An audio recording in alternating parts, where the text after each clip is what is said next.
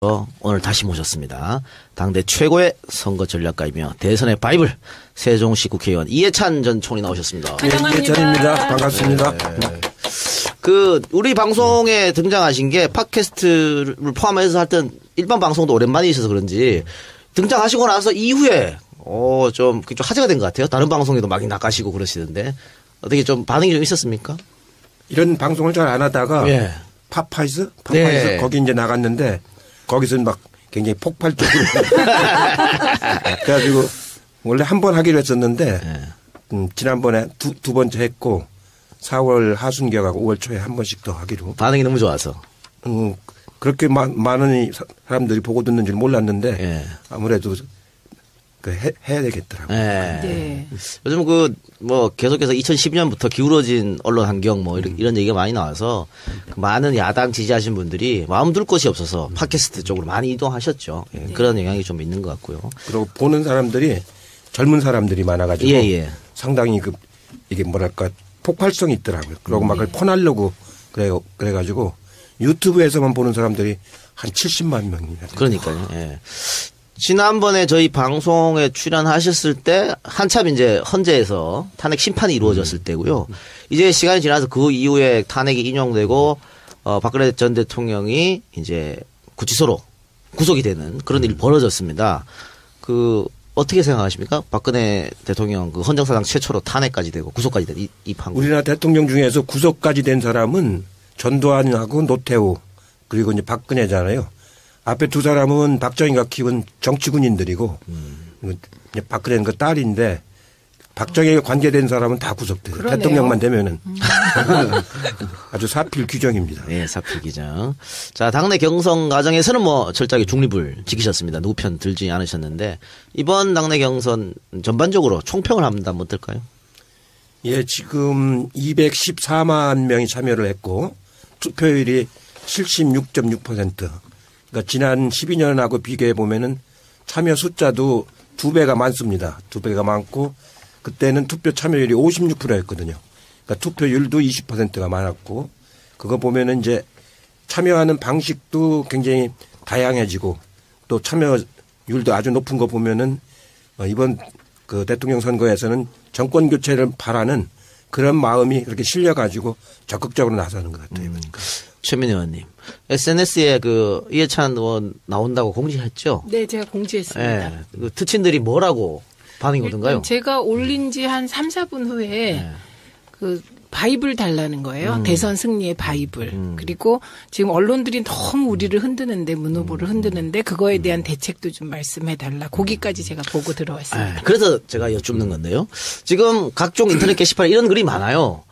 아니 우리 해찬이 형은 언제 등장하는 거야 도대체 이러면서 빨리 등장하셔가지고 지금 이 어려운 걸 해쳐야지 이렇게 얘기하고 있는데 적극적으로 언제부터 나서실 것입니까? 지금 당에서 이제 선대위를 구성을 준비를 하고 있거든요. 저도 참여시켜달라고 추 대표한테 아부를 떨었습니다. 네. 선대위 공식 발족하면서부터 제가 적극 참여를 할 예정입니다. 그러니까 12년도에 못하신 또 한을 또 풀어야 되니까. 12년도에는 내가 당대표였고 추미애 대표가 최고위원이었었는데 지금은 추미애 대표를 제가 모시고 거꾸로 이제 반대가 됐으니까 열심히 할 겁니다.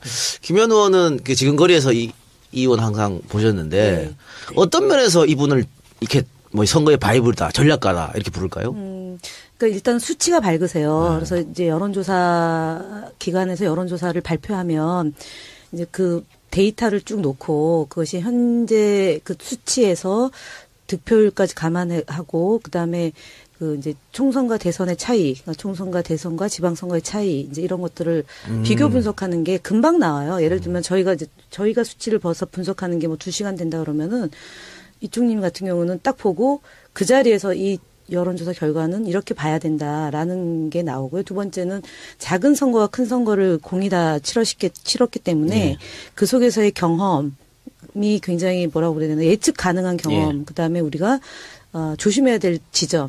그러니까 큰 선거도 33일이지만 만약에 이제 계산해서 그 안에도 온갖 변수가 생기기 때문에 선거는 항시 긴장해야 된다. 그리고 끝날 때까지 끝난 게 아니다라는 점을 갖고 경각심을 갖고 대비하는 것. 그러니까 촘촘하게 이제 지켜보고 그다음에 각각의 영역에서 역할이 또 무엇을 해야 되느냐.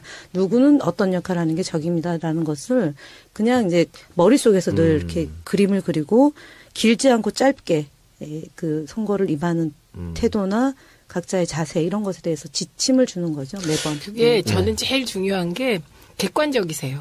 모든 사물을 보는 게. 그리고 사심이 없으세요. 저는 이게 그 이해찬 총리님이 무엇인가 큰 판에서 주도할 때 실패하지 않는 이유가 그거 같아요. 근데 김현 의원 오늘도 왜 이래?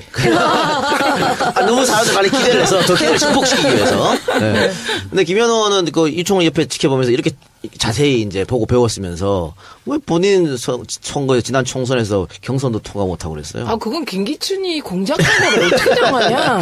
그런 거 다 무릅쓰고 이겨내셔야지. 아, 저는 사실은 김기춘이 공작을 할 거라는 거는 매번, 그러니까 2012년 대선 치고 나서 이 총님한테 제가 여쭤봤어요. 우리 이 상황을 총체적으로 관리하고 조정하는 게 도대체 누구냐? 박근혜 대통령은 아닐 것 같다.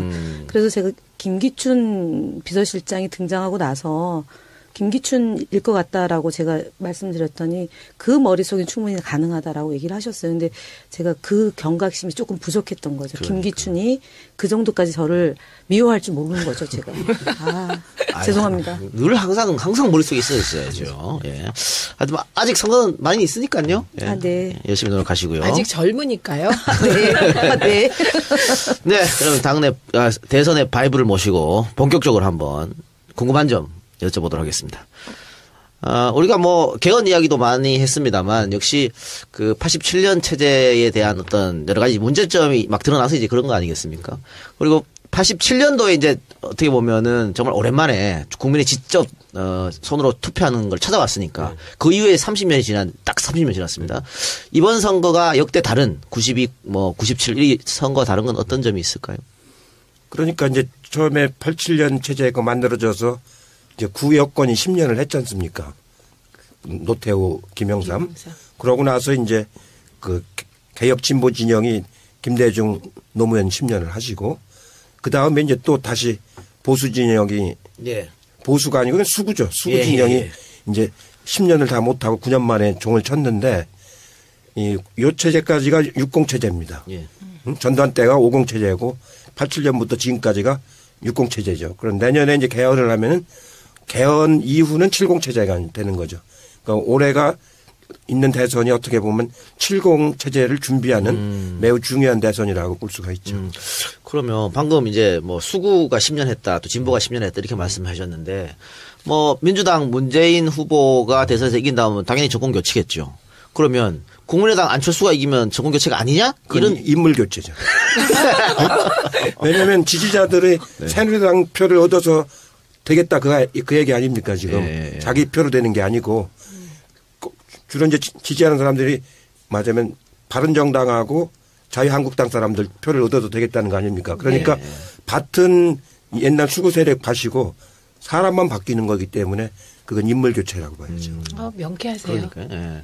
탄핵 전국 들어서고 박근혜 국정농단 막 일어나고 이랬을 때는 이번 선거는 뭐 원사이드로 민주당이 이기지 않을까라는 또 추측 예측이 많았습니다. 근데 시간이 흐르면 흐를수록 꼭 그렇지 않은 걸로 가는 것 같아요. 왜? 보수의 생존력이 어마어마한 것 같아요. 하긴 뭐 IMF가 터져도 억지로 이겼을 테니까. 그러니까 지난번에 이야기한 것처럼 마지막 단계에 와서는 항상 결집을 하는 거거든요. 큰 이게 블록으로 이게 나눠져 있습니다. 우리나라 유권자를 보면은 이 수구 세력을 지지하는 블록 이게 거의 한 40% 가까이 됩니다. 그다음에 진보 진영을 그 지지하는 블록 이게 이제 한 30% 되고 나머지 30%가 이제 마저 왔다 갔다 하는 그런 이제 스윙 보터 이제 부분인데 그게 어느 쪽으로 가냐에 따라서 선거 결과가 달라지기 때문에 이 강구한 40%를 절대로 무시해서는 안 되는 거거든요. 지금은 그게 홍준표가 감이 안 되는 사람이 나오니까 그쪽으로 안 가고 있는 건데 웬만큼 감이 되는 사람이 나오면 오히려 유승민 후보가 바른정당에서 안 나오고 자유한국당에서 나왔으면 그쪽으로 많이 갈 가능성이 높았던 거죠. 그럼 우리 저 두 분께 여쭤볼게요.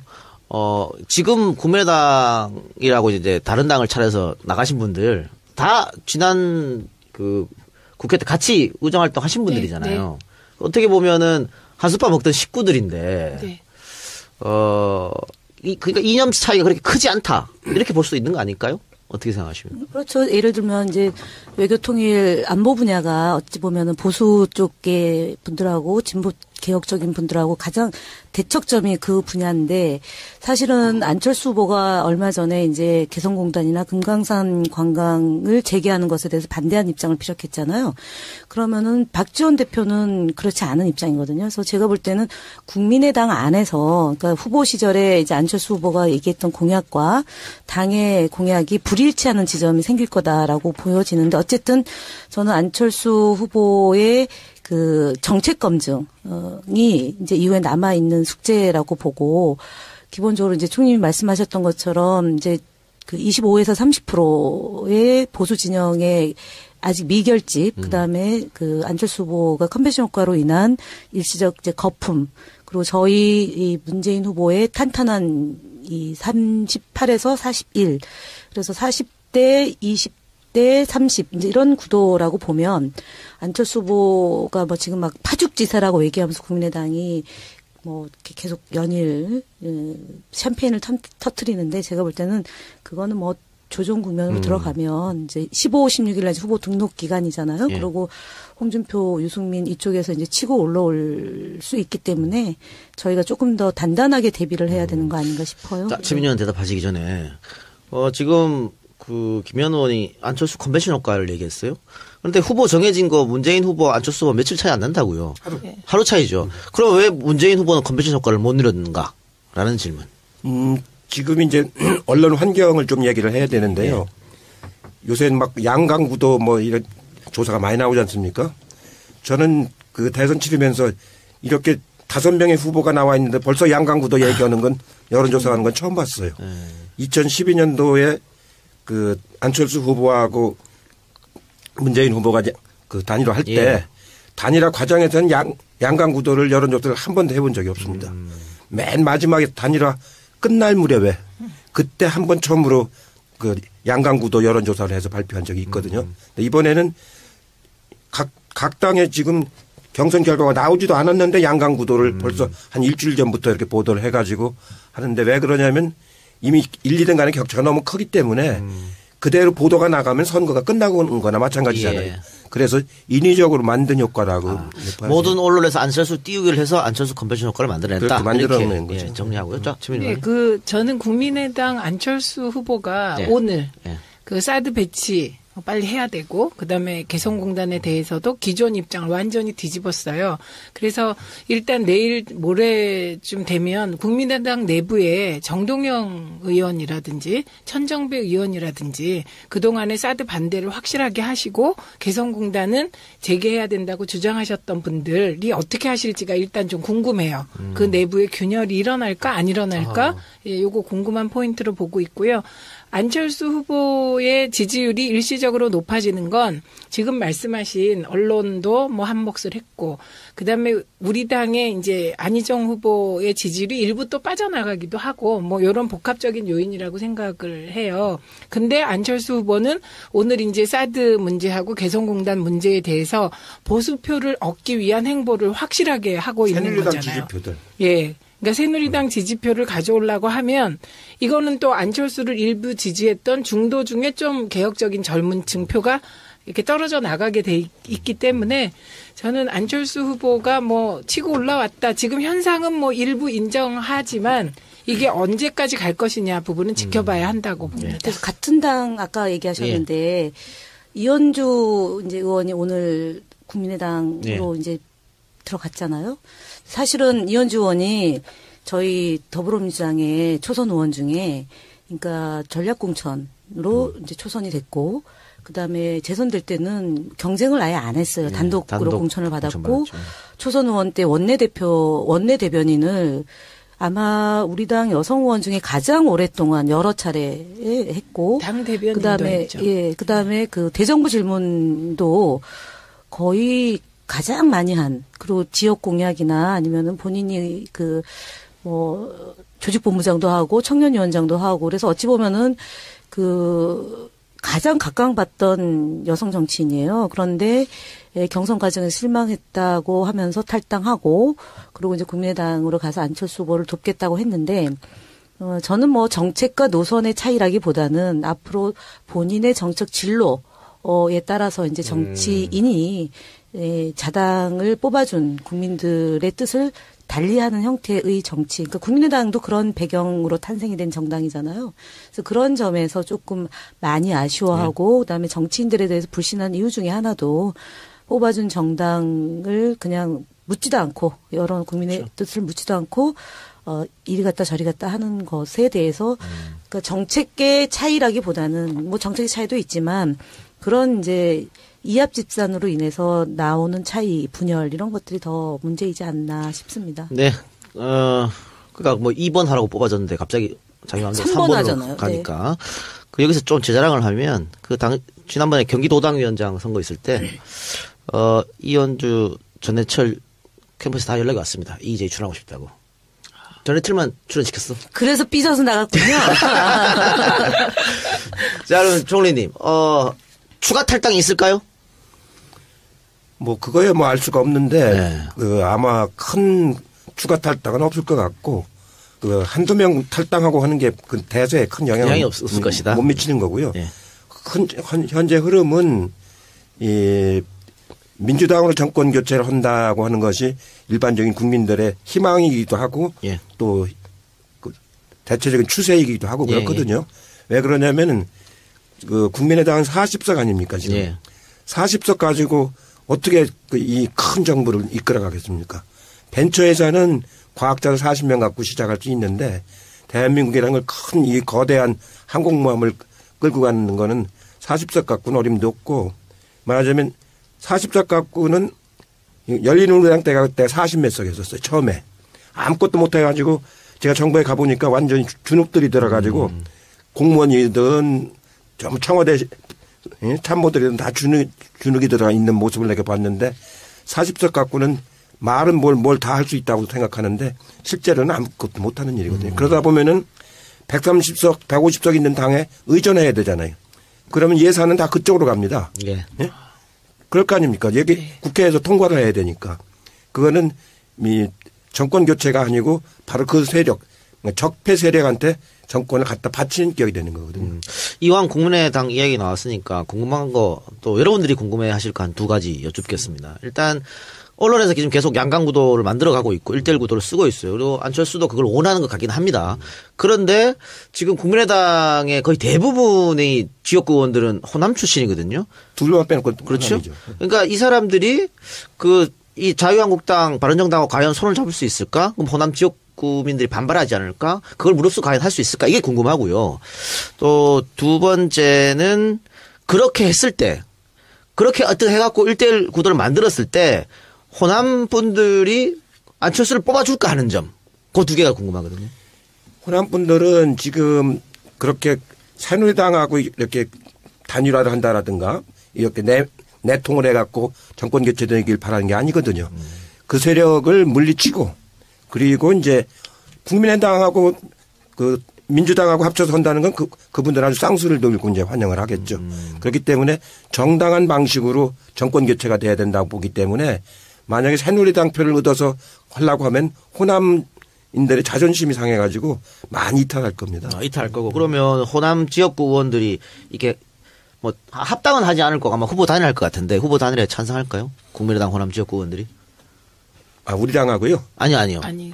자유한국당, 바른정당. 홍준표, 안 하죠. 그렇죠. 안 했다가는 자기 기반이 다 없어지는 건데. 그러니까. 그래서 쉽지만은 않은 건데 지금 언론에서 계속 이렇게 근데 1대1을 그게 말을 바꿨죠. 이제 유권자 통합을 국민의 연대, 국민과의 연대를 이렇게. 얘기했는데 국민의당 의원들이 워낙에 또 천차만별이잖아요. 예를 들면 저희 당에 있을 때 늘 이제 박근혜 대통령을 애정어리게 이제 봤던 분들이 있어요. 그러니까 뭐 국회 본회의장에 들어올 때도 기립박수를 반드시 해야 된다. 대통령에 대한 예의가 갖춰져야 된다고 얘기했던 분의 경우는 아마 바른당하고의 연대나 그런 것들을 찬성할 거고 조금 이제 그렇지 않은 분들은 좀 반대가 있어서 그 안에서도 논란이 많이 있을 거라고 보여져요. 아니, 그렇게 하면은 내년 이제 지방선거가 있고 또 그다음에 21대 총선이 있는데 그 총선에서 어떻게 그분들이 견뎌내겠어요.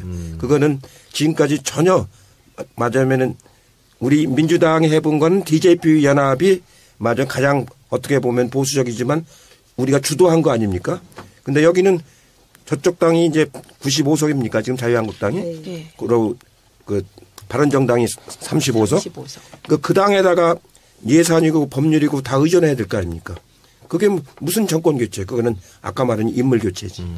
그러면은 이렇게 엎집죠. 선거에서는 아무래도 구도가 가장 중요하지 않습니까? 근데 방금 이렇게 우리가 얘기한 거는 그 1대1 구도는 좀 되게 어렵지 않느냐 이렇게 얘기를 했습니다. 또 다자 구도로 하면은 민주당이 아무래도 유리할 것 같은데 지금의 구도에서 변화가 없을까요? 지금 선거가 한 30여일 남았습니다. 이제 뭐 등록이 한 열흘밖에 안 남았는데 지금 모르지요. 이제 나중에 가서 그 유승민하고 그 홍준표는 그 합칠지도 모르겠는데 제가 보기에는 그분들은 이번에 당선되는 게 목적은 아닌 것 같고 당권? 이번에 나와가지고 이제 당을 주도해 나가는 차기를 이제 바라보고 당을 주도해 나가는 게 주목적인 것 같기 때문에 서로 양보를 안 할 것 같아요. 그 두 분조차도. 네. 그러니까 최소한도 4명 심상정 후보까지 하면 5명 오자 구도로 그 선거가 진행될 가능성이 아주 높다고 봐야죠. 바른정당 같은 경우에는 그 돈 문제 때문이라도 양보하지 않겠냐라는 추측도 있던데요. 어떻게 보십니까? 돈은 뭐 그 상당히 들어가니까 등록금만 해도 5억이나 들어가고 다른 비용까지 합치면 뭐 수십억이 들어가죠. 근데 10%를 못 받으면 이제 보전을 못 받으니까 좀 어려움이 있을 텐데 그래도 유승민 후보도 자기도 재산이 좀 있고 그런 사람이 또 주변에 있는 사람들이 우리 야당하고는 좀 공이 하나 달라요. 공.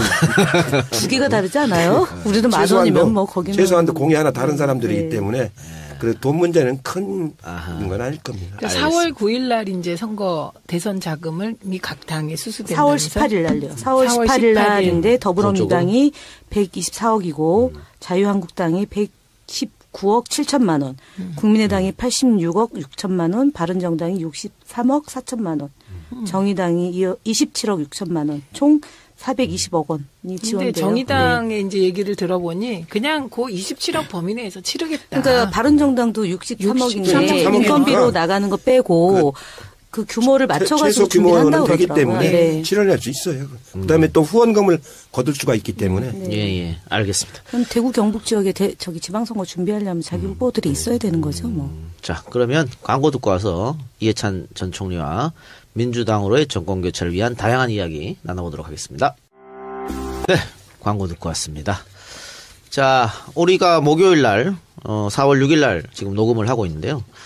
어제, 오늘 계속해서 야당 지지자들이 인터넷에서 지금 멘붕을 느끼고 있습니다. 네. 이게 무슨 일이야 막 불안해하고 하는데 이게 아마 여론조사 때문인 것 같아요. 각종 지금 뭐 여론조사 회사, 언론사에서 실시하는 여론조사가 지금과는 완전 다르게 지금 나오고 있고 뭐 다자구도에서도 그렇게 차이를 많이 내면서 문 후보가 이기지 못하고 있고 양강구도로 하면 뭐 지는 것도 나오고 이러는데 두 분은 왜 이런 여론조사 결과가 나온다고 보십니까? 그 일단 여론조사의 흐름은요. 여론조사 기관이 그 의도에 따라 일부 흐름을 바꿀 수 있는 몇 가지 코드가 있습니다. 그게 유무선 비율이에요. 첫째.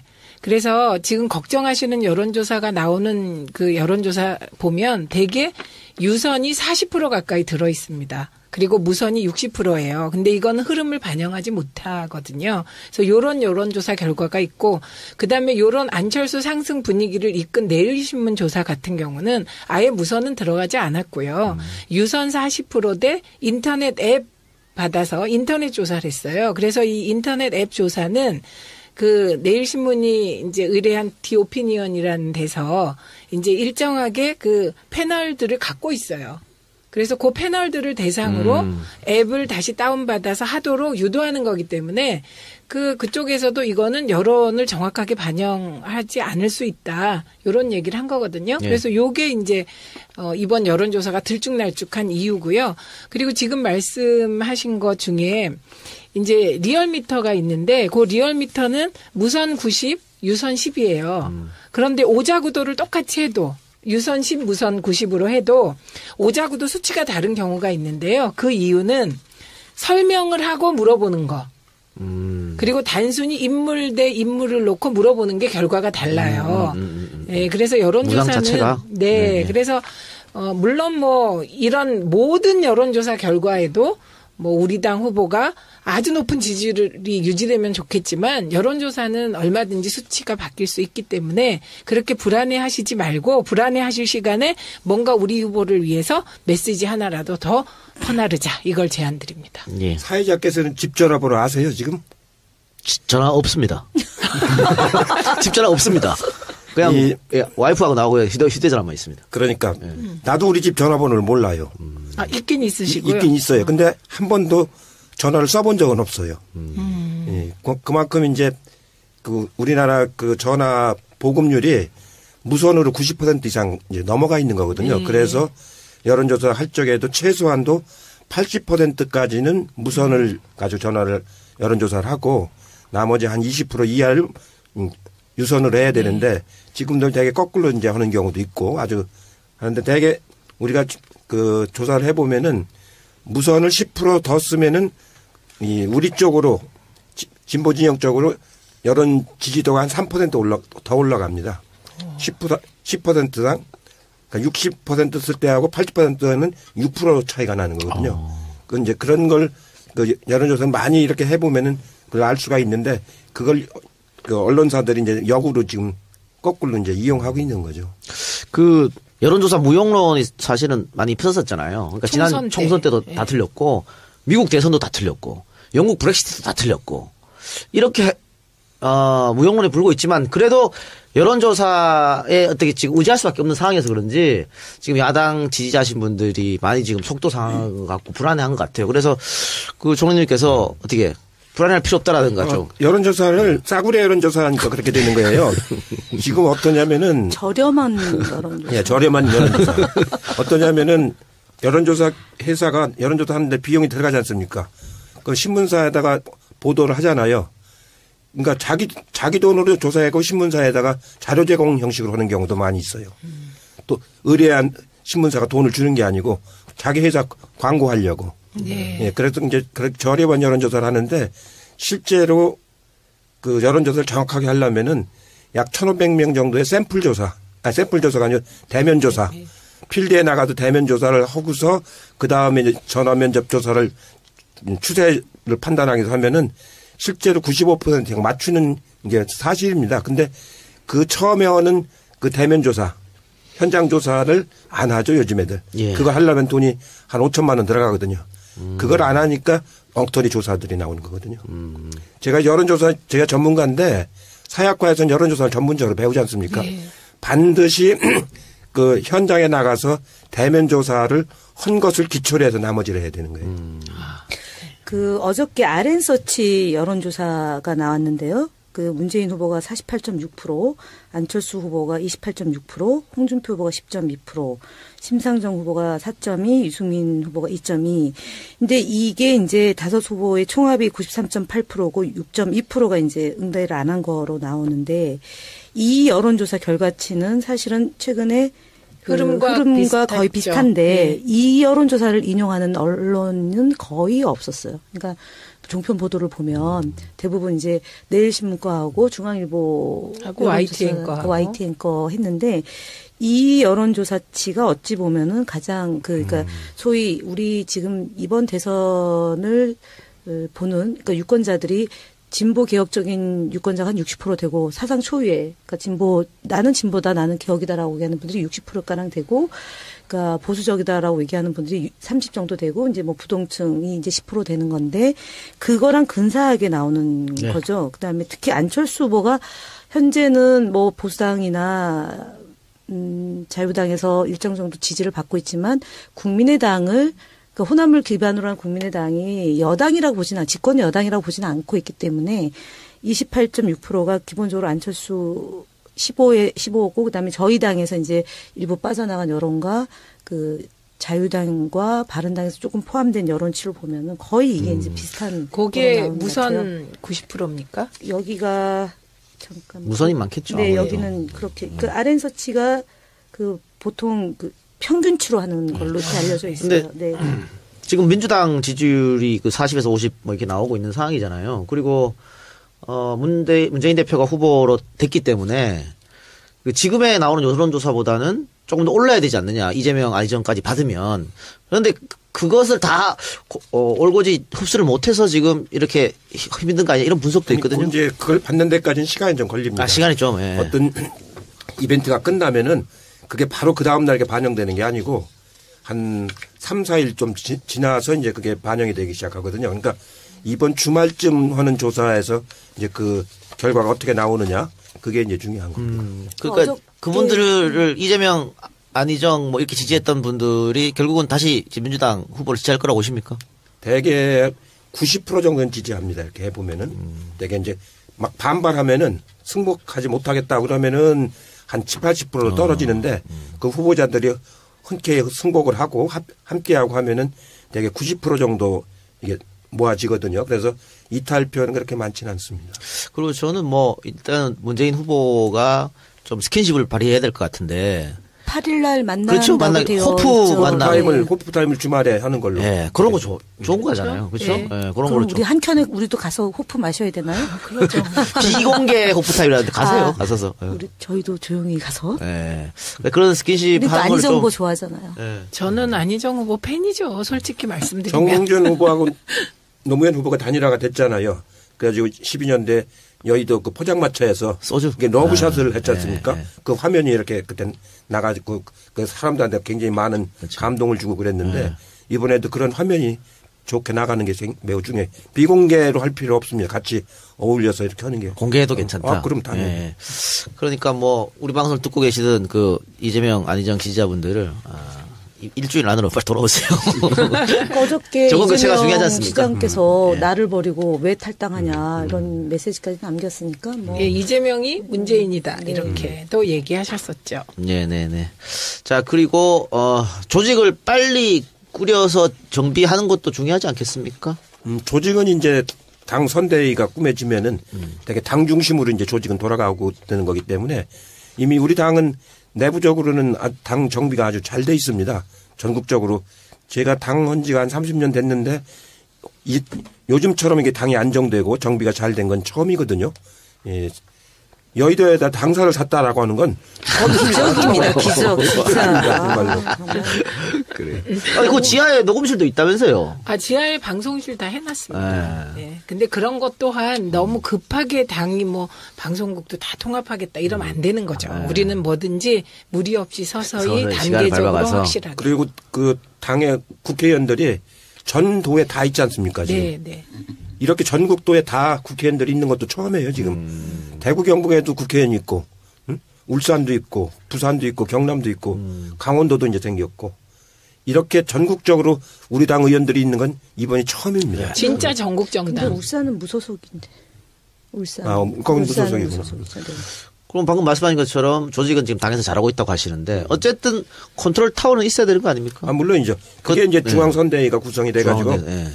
추미애 대표가 이제 상임 대표를 맡고 나머지 분들이 공동대표 위원장도 맡고 본부장도 맡고 해갖고 꾸며 나가는 상임 선대 구성을 지금 당에서 한참 하고 있습니다. 아마 늦어도 이번 주말쯤에 아마 원래는 오늘 다 나온다고 그랬는데 조금 늦어지는 것 같아요. 내일 우리 방송 듣고 계신 분들은 이해찬 의원이 컨트롤 타워 저도 그 선대위에 있어요. 참여할 예정입니다. 그 이해찬이라는 비장의 무기를 가지고 있는 우리는 얼마나 행복한가. 그러니까. 네, 대선 진두지휘를 하셔야 될 텐데요. 추미애 대표 모시고서 제가 하여튼 최선을 다해서 죽을 뚱말뚱 하겠습니다. 급해요, 급해. 캠프 합류는 언제 하시는 건가요? 그러니까 다들 이렇게 인터넷에서 빨리 해달라고 요청이 많았어요. 아마 그게 2012년도의 패배 뭐 그런 것도 당연히 기억에 남기 때문에. 당대표 추미애 대표한테 어제 전화로 말씀을 드렸어요. 저 꼭 참여시켜달라고. 뭘 하셔요? 뭘 하셔요? 해드리겠다고. 네, 그러면 여러분 걱정하지 마십시오. 이제 드디어 출격. 대장부엉이 출격입니다. 자, 우리 최민희 의원님 이번 선거에 관해서 질문할 거 있습니까? 저요. 이제 캠프가 조심해야 되잖아요. 근데 이제 조심한다는 게 조심하라고 해서 되는 게 아니라 우발적인 실수들이 막 나오잖아요. 이런 건 어떻게 막을 수 있을까요? 그러니까 이제 마음들을 예. 제가 늘 얘기를 하잖아요. 곧고 선한 마음을 가지라고. 그리고 정성을 다하라고 하는데 이런 선거 때가 오면은 말을 도드라지게 하면 안 돼요. 되게 말을 도드라지게 하려다가 사고를 치는 수가 많고 또 욕심을 내면 안 돼요. 내가 여기서 큰 공을 세워야 되겠다.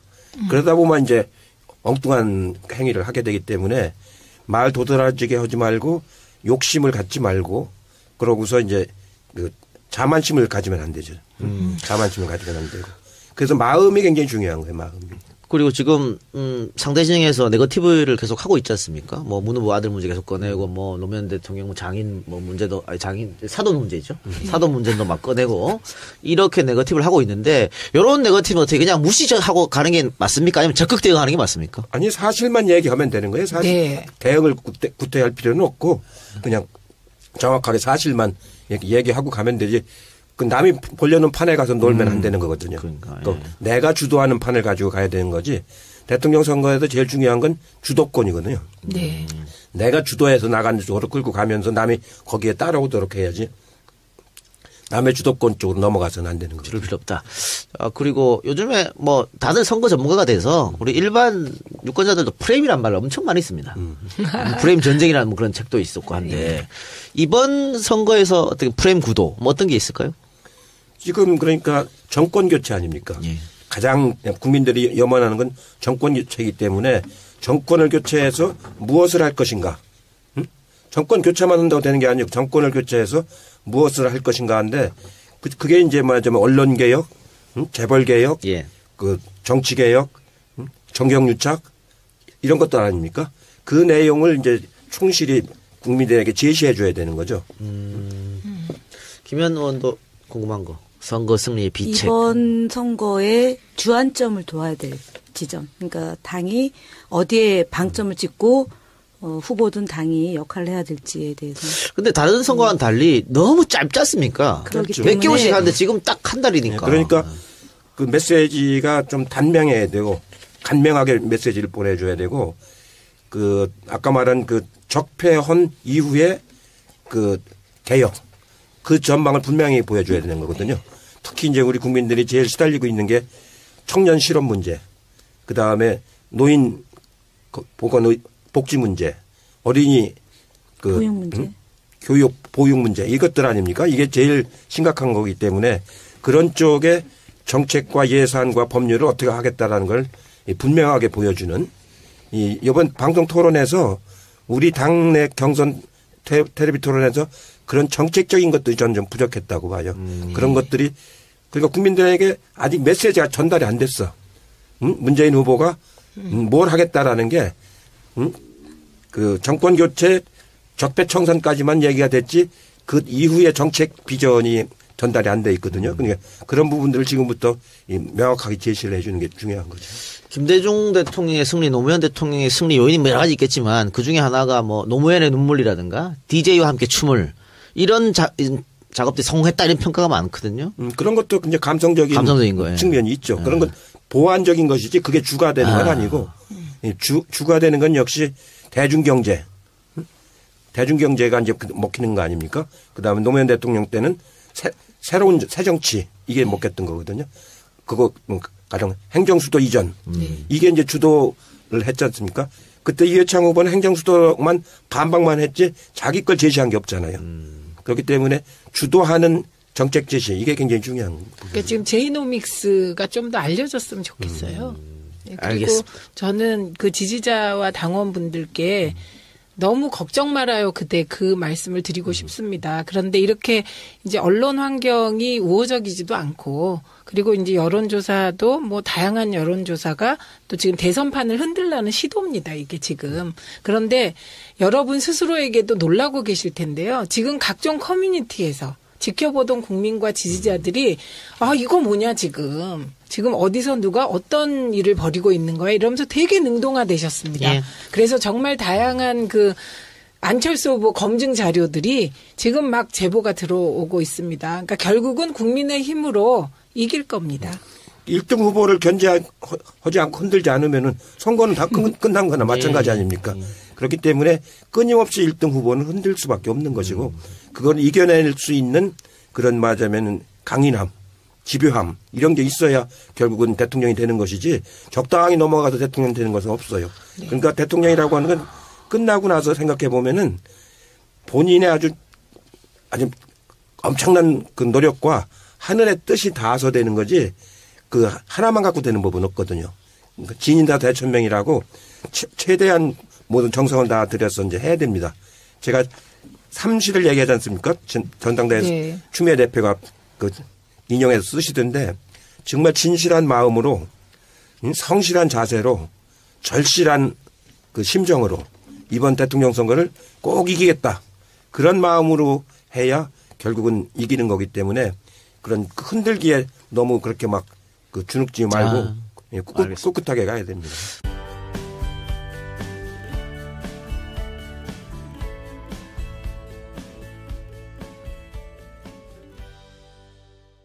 다른 당을 차려서 나가신 분들 다 지난 그 국회 때 같이 의정활동 하신 분들이잖아요. 네. 어떻게 보면은 한솥밥 먹던 식구들인데 네.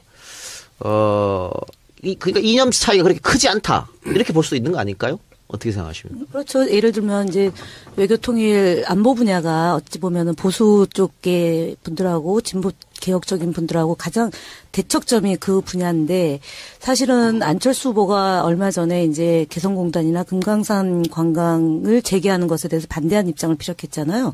그러면은 박지원 대표는 그렇지 않은 입장이거든요. 그래서 제가 볼 때는 국민의당 안에서 그러니까 후보 시절에 이제 안철수 후보가 얘기했던 공약과 당의 공약이 불일치하는 지점이 생길 거다라고 보여지는데 어쨌든 저는 안철수 후보의 그 정책 검증이 이제 이후에 남아 있는 숙제라고 보고 기본적으로 이제 총님이 말씀하셨던 것처럼 이제 그 25에서 30%의 보수 진영의 아직 미결집 그다음에 그 안철수 후보가 컨벤션 효과로 인한 일시적 이제 거품 그리고 저희 이 문재인 후보의 탄탄한 이 38에서 41 그래서 40대 20대 30 이제 이런 구도라고 보면 안철수 후보가 뭐 지금 막 파죽지세라고 얘기하면서 국민의당이 뭐 이렇게 계속 연일 샴페인을 터뜨리는데 제가 볼 때는 그거는 뭐 조정 국면으로 들어가면 이제 15, 16일 날 후보 등록 기간이잖아요. 예. 그리고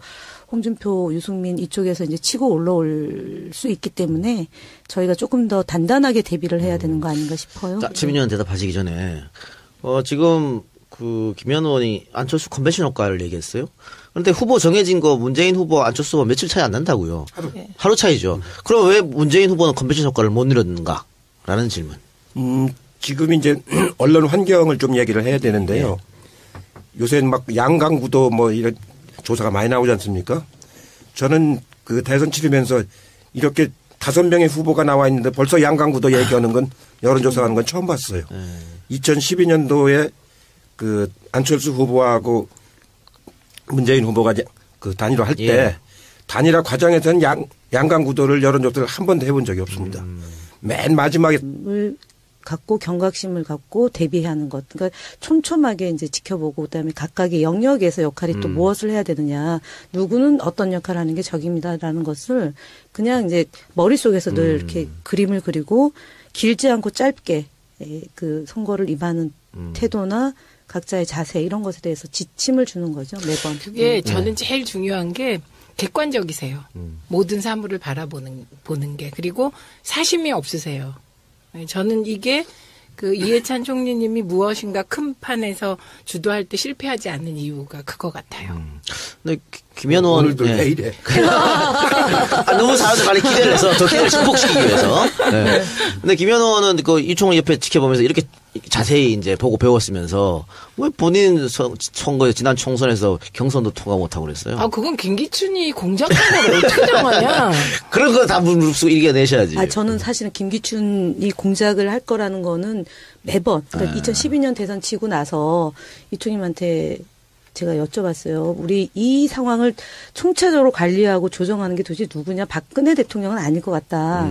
그래서 제가 김기춘 비서실장이 등장하고 나서 김기춘일 것 같다라고 제가 말씀드렸더니 그 머릿속에 충분히 가능하다라고 얘기를 하셨어요. 근데 제가 그 경각심이 조금 부족했던 거죠. 김기춘이 그 정도까지 저를 미워할 줄 모르는 거죠, 제가. 죄송합니다. 늘 항상 머릿속에 있어야죠. 예. 하지만 아직 선거는 많이 있으니까요. 예. 네. 열심히 노력하시고요. 아직 젊으니까요. 네. 네. 네, 그럼 당내 대선의 바이브를 모시고 본격적으로 한번 궁금한 점 여쭤보도록 하겠습니다. 우리가 뭐 개헌 이야기도 많이 했습니다만 역시 그 87년 체제에 대한 어떤 여러 가지 문제점이 막 드러나서 이제 그런 거 아니겠습니까? 그리고 87년도에 이제 어떻게 보면은 정말 오랜만에 국민이 직접 손으로 투표하는 걸 찾아왔으니까 그 이후에 30년이 지났습니다. 이번 선거가 역대 다른 92, 97, 이 선거 다른 건 어떤 점이 있을까요? 그러니까 이제 처음에 87년 체제가 만들어져서 이제 구여권이 10년을 했지 않습니까? 노태우, 김영삼. 그러고 나서 이제 그 개혁 진보 진영이 김대중 그거 보면은 이제 참여하는 방식도 굉장히 다양해지고 또 참여율도 아주 높은 거 보면은 이번 그 대통령 선거에서는 정권 교체를 바라는 그런 마음이 그렇게 실려가지고 적극적으로 나서는 것 같아요. 그러니까. 최민희 의원님, SNS에 그 이해찬 의원 나온다고 공지했죠? 네, 제가 공지했습니다. 네, 그 특친들이 뭐라고 반응이 오던가요? 제가 올린 지 한 3, 4분 후에 그 바이블 달라는 거예요. 대선 승리의 바이블. 그리고 지금 언론들이 너무 우리를 흔드는데 문 후보를 흔드는데 그거에 대한 대책도 좀 말씀해 달라. 거기까지 제가 보고 들어왔습니다. 그래서 제가 여쭙는 건데요. 지금 각종 인터넷 게시판에 이런 글이 많아요. 아니 우리 저기 해찬이 형은 언제 등장하는 거야 도대체 이러면서 빨리 등장하셔가지고 지금 이 어려운 걸 해쳐야지 이렇게 얘기하고 있는데 적극적으로 언제부터 나서실 것입니까? 지금 당에서 이제 선대위를 구성을 준비를 하고 있거든요. 예. 저도 참여시켜달라고 추 대표한테 아부를 떨었습니다. 네. 그 선대위 그 공식 발족하면서부터 제가 적극 참여를 할 예정입니다.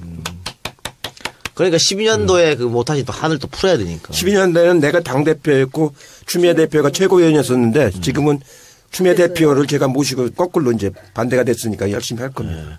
김현 의원은 그 지금 거리에서 이 의원 항상 보셨는데 어떤 면에서 이분을 이렇게 뭐 선거의 바이블이다, 전략가다 이렇게 부를까요? 그러니까 일단 수치가 밝으세요. 그래서 이제 여론조사 기관에서 여론조사를 발표하면 이제 그 데이터를 쭉 놓고 그것이 현재 그 수치에서 득표율까지 감안하고 그다음에 그 이제 총선과 대선의 차이, 그러니까 총선과 대선과 지방선거의 차이, 이제 이런 것들을 비교 분석하는 게 금방 나와요. 예를 들면 저희가 수치를 벌써 분석하는 게 뭐 2시간 된다 그러면은 이쪽님 같은 경우는 딱 보고 그 자리에서 이 여론조사 결과는 이렇게 봐야 된다라는 게 나오고요. 두 번째는 작은 선거와 큰 선거를 공이 다 치렀기 때문에 그 속에서의 경험이 굉장히 뭐라고 그래야 되나 예측 가능한 경험. 그다음에 우리가 조심해야 될 지점. 그러니까 큰 선거도 33일이지만 만약에 이제 계산해서 그 안에도 온갖 변수가 생기기 때문에 선거는 항시 긴장해야 된다. 그리고 끝날 때까지 끝난 게 아니다라는 점. 노무현 10년을 하시고 그 다음에 이제 또 다시 보수 진영이 보수가 아니고 수구죠. 수구 진영이 이제 10년을 다 못하고 9년 만에 종을 쳤는데 요 체제까지가 60체제입니다. 전두환 때가 50체제고 87년부터 지금까지가 60체제죠. 그럼 내년에 이제 개헌을 하면은 개헌 이후는 70체제가 되는 거죠. 그러니까 올해가 있는 대선이 어떻게 보면 70체제를 준비하는 매우 중요한 대선이라고 볼 수가 있죠. 그러면 방금 이제 뭐 수구가 10년 했다, 또 진보가 10년 했다 이렇게 말씀하셨는데 뭐 민주당 문재인 후보가 대선에서 이긴다면 당연히 정권 교체겠죠. 그러면 국민의당 안철수가 이기면 정권 교체가 아니냐? 이런 인물 교체죠. 왜냐하면 지지자들의 새누리당 표를 얻어서 되겠다 그 얘기 아닙니까 지금. 자기 표로 되는 게 아니고 주로 이제 지지하는 사람들이 맞으면 바른정당하고 자유한국당 사람들 표를 얻어도 되겠다는 거 아닙니까? 그러니까 밭은 옛날 수구 세력 밭이고 사람만 바뀌는 거기 때문에 그건 인물 교체라고 봐야죠. 명쾌하세요. 그러니까, 탄핵 전국 들어서고 박근혜 국정농단 막 일어나고 이랬을 때는 이번 선거는 뭐 원사이드로 민주당이 이기지 않을까라는 또 추측 예측이 많았습니다. 근데 시간이 흐르면 흐를수록 꼭 그렇지 않은 걸로 가는 것 같아요. 왜? 보수의 생존력이 어마어마한 것 같아요. 하긴 뭐 IMF가 터져도 억지로 이겼을 네. 테니까. 그러니까 지난번에 얘기한 것처럼 마지막 단계에 와서는 항상 결집을 네. 하는 거거든요. 큰 게 블록으로 이렇게 나눠져 있습니다. 우리나라 유권자를 보면은 이 수구 세력을 지지하는 블록 이게 거의 한 40% 가까이 됩니다. 그다음에 진보 진영을 그 지지하는 블록 이게 이제 한 30% 되고 나머지 30%가 이제 마저 왔다 갔다 하는 그런 이제 스윙 보터 이제 부분인데 그게 어느 쪽으로 가냐에 따라서 선거 결과가 달라지기 때문에 이 강구한 40%를 절대로 무시해서는 안 되는 거거든요.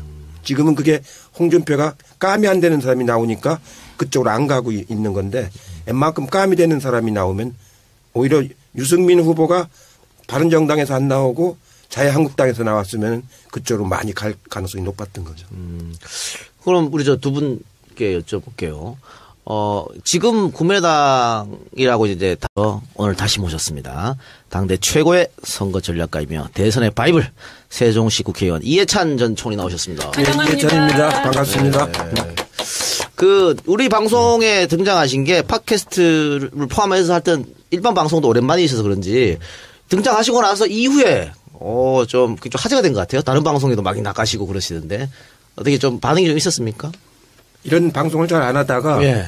파파이스 네. 거기 이제 나갔는데 거기서는 막 굉장히 폭발적으로 그래가지고 원래 한 번 하기로 했었는데 지난번에 두 번째 했고 4월 하순경하고 5월 초에 한 번씩 더 하기로. 반응이 너무 좋아서.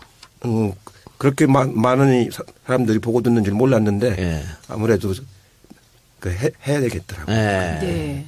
요즘 계속해서 2012년부터 기울어진 언론 환경 이런 얘기가 많이 나와서 많은 야당 지지하신 분들이 마음 둘 곳이 없어서 팟캐스트 쪽으로 많이 이동하셨죠. 예. 그런 영향이 좀 있는 것 같고요. 그리고 보는 사람들이 젊은 사람들이 많아가지고 예. 상당히 이게 뭐랄까 폭발성이 있더라고요. 그리고 막 그걸 퍼나려고 그래가지고 유튜브에서만 보는 사람들이 한 70만 명이나. 그러니까요. 예.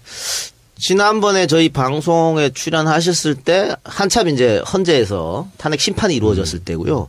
이제 시간이 지나서 그 이후에 탄핵이 인용되고 박근혜 전 대통령이 이제 구치소로 구속이 되는 그런 일이 벌어졌습니다.